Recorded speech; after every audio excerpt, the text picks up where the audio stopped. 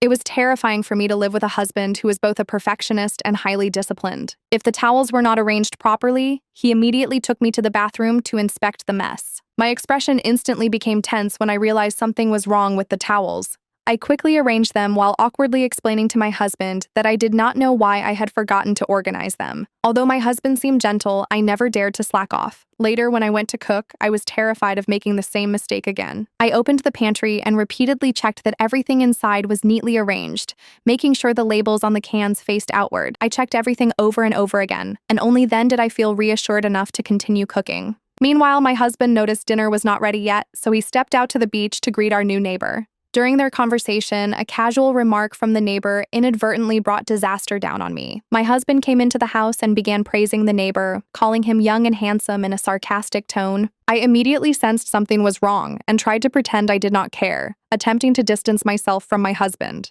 My husband's comments grew increasingly inappropriate. He began to suspect that the neighbor must have visited our house when I was home alone, and even though I denied it immediately, my husband did not stop. In the middle of accusing me, he suddenly recalled that the neighbor had invited us to go out to sea together, and he immediately changed his attitude. He urged me to prepare for the trip out to sea that evening.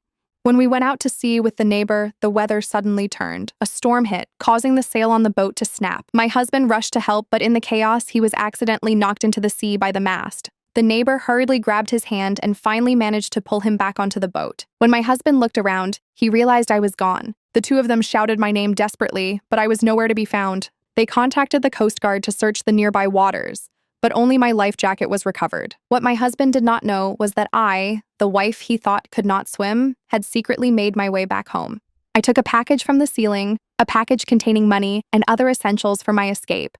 I quickly changed my clothes, cut off my long hair, and put on the prepared wig. I removed my wedding ring, threw it into the toilet, flushed it away, and cleaned up any traces. I boarded a bus that night and disappeared. Meanwhile, after searching the entire sea area, my husband believed I had drowned and was devastated. I later learned that he held a funeral for me in sorrow. One day, my swimming instructor called, and my husband learned the shocking truth that I had secretly been learning to swim behind his back.